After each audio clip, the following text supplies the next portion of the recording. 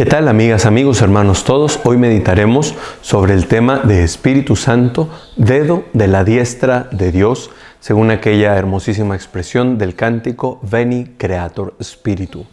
Y para entrar en esta meditación tomaremos un texto del Evangelio de Lucas, capítulo 11, versículo 20, que se da en el contexto de aquella controversia cuando se cuestionaban sobre con cuál poder es que Jesús realizaba la liberación de los espíritus malignos. Y la respuesta del Señor es esta, en el verso 20. Pero si yo expulso a los demonios por el dedo de Dios, señal de que ha llegado a ustedes el reino de Dios. Si yo expulso a los demonios por el dedo de Dios. En el texto paralelo del Evangelio de Mateo aparece una expresión muy similar, pero que dice: si yo expulso a los demonios por el Espíritu de Dios, entonces dedo de Dios es el Espíritu de Dios. Es una noción muy frecuente en la Escritura. En el Antiguo Testamento se hace una referencia constante a la mano de Dios, a la diestra de Dios, para hacer referencia de su poder visible. Y este es el punto clave en esta meditación. Cuando hablamos de dedo de Dios, nos estamos refiriendo a esa serie de manifestaciones poderosas, podemos decir de orden carismático, que tienen el poder de llamar la atención, de convocar y de hacer manifiesta la gloria de Dios. El dedo de Dios entonces es esa actuación particularmente visible del Señor. Y para hacer una imagen más cercana que nos ayude a entender esta noción, podemos evocar aquel fresco de Miguel Ángel en la bóveda de la Capilla Sixtina de la creación de Adán, donde recordamos aparece por un lado la figura de Dios Padre, de Yahvé, extendiendo la mano lleno de poder, de majestad, de vida, haciéndose una especie de don él mismo y extendiendo ese dedo hacia el dedo de Adán, que Adán aparece recostado, recibiendo, de alguna manera pasivo, pero no ajeno, es decir, dejándose llenar. Y entonces esta es una representación gráfica muy entendible de lo que significa, o de cuando la Escritura dice que el Señor insufló en la nariz de Adán su aliento de vida, pero representado precisamente a través de este toque. Cuando yo estaba estudiando medicina, recuerdo en la clase de propedéutica de la clínica, que se nos enseñaba cómo explorar al paciente, se nos decía que al momento de palpar al paciente nunca deberíamos usar un dedo para tocar, porque eso podía ser interpretado por el paciente como una agresión, en el sentido de que era un acercamiento muy puntual, que deberíamos preferir un toque suave y completo de la mano. Entonces el dedo habla de esa realidad que incide, esa realidad que toca y de alguna manera que incomoda.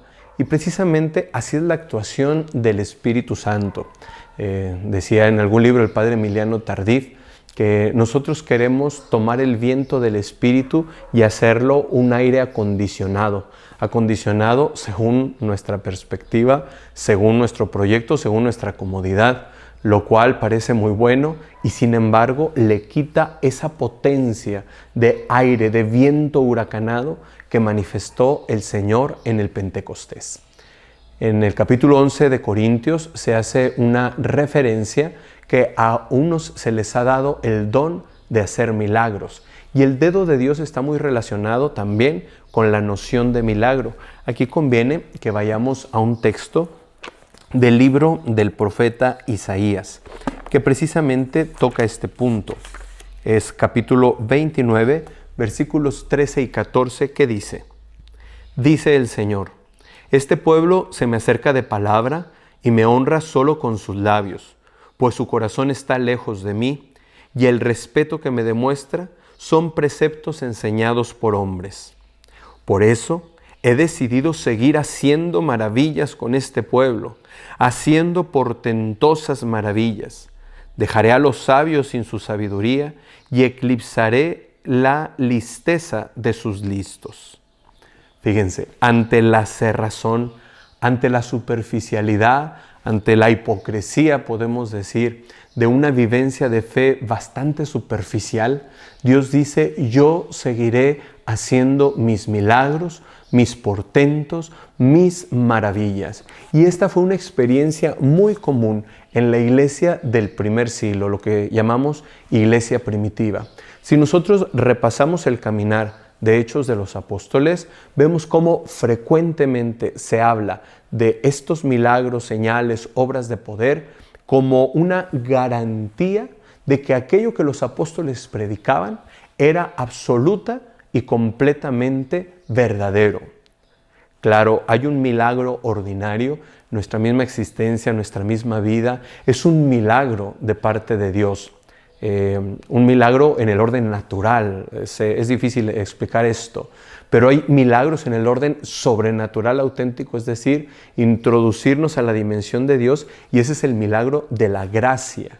Cuando Dios nos da su gracia a través de los sacramentos, a través de una conversión inesperada, es verdaderamente una transformación sobrenatural en el sentido de que nos introduce a la dimensión de Dios. Pero aún esa gracia o ese milagro sobrenatural es poco visible, queda la mayoría de las veces dentro, en el corazón de aquel que lo recibe.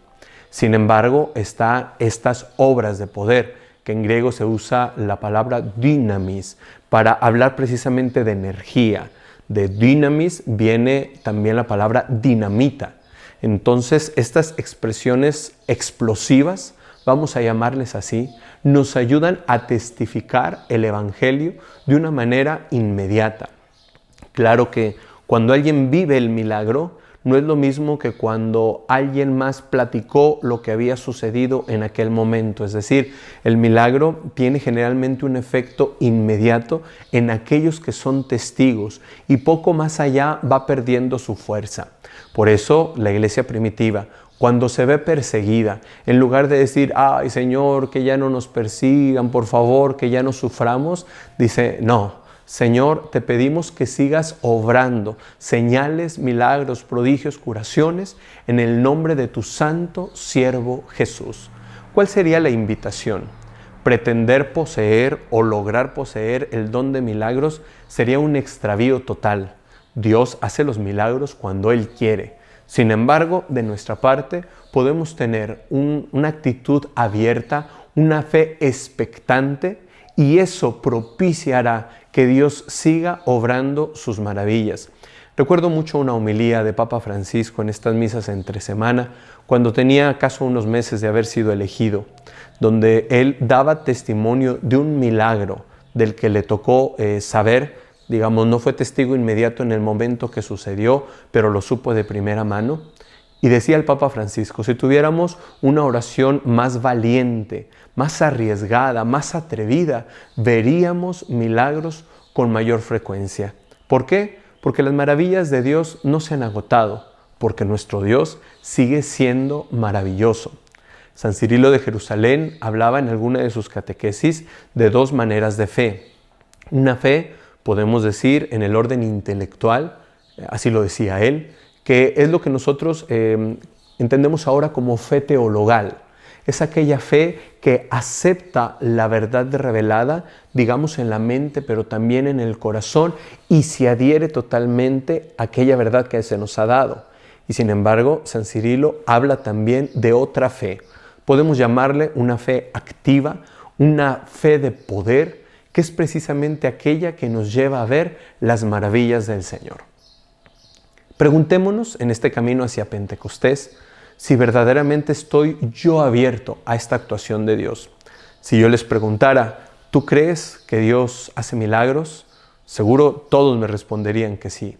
Pero si yo agregara, ¿y crees que puede hacer esos milagros a través de ti? Nosotros tambalearíamos. E insisto, no se trata que el poder de hacer milagros sea un producto que yo adquiero y que yo pueda mover a libre voluntad. No, pero una fe activa, una fe que se atreve a creer, que es capaz de esperar contra toda esperanza, es aquella fe que incluso aunque sea mínima, como un granito de mostaza, puede mover montañas. Esa es la actuación del dedo de Dios, del Espíritu de Dios. Pidamos al Señor que nos siga moviendo con su amor, con su misericordia, con su gracia, que si en algún momento, a causa de una situación dolorosa, inesperada, difícil, llegamos a dudar de ese poder de la diestra de Dios, que el día de hoy podamos decirle: amado Señor, delante de tu presencia, reconocemos que tú eres el autor de maravillas. Padre bueno, cuando tú enviaste a tu Hijo Jesús a encarnarse para nuestra redención, esta no estuvo completa con su muerte y resurrección, sino hasta que nos envió precisamente la unción del Espíritu Santo en el día de Pentecostés. Ahí tú, Dios eterno, Padre, Hijo y Espíritu Santo, terminaste de revelarte. Pero no solo eso, sino que diste a tu iglesia la bendición de ser testigo de tu poder, capaz de obrar milagros en el mundo actual. Por eso, Señor, junto con cada uno de los hermanos de esta corriente de gracia, elevamos a ti nuestras manos y abrimos nuestro corazón. Y te decimos que estamos dispuestos, una vez más, a que actives en nosotros esa fe, afianzando la fe teologal, aceptando tu verdad revelada con todo nuestro corazón, tal como la Santa Madre Iglesia lo enseña. También, Señor, te pedimos que actives esta fe de poder, porque el mundo, como decía el profeta Isaías, se está cerrando, tiene un corazón alejado de ti. Pero si ve de nuevo tus maravillas, será capaz de doblegarse, abrirse a ti, rendir su corazón y finalmente permitir que tú derrames tu misericordia sobre él. Gracias, Señor, por el poder de tu dedo, del dedo de Dios.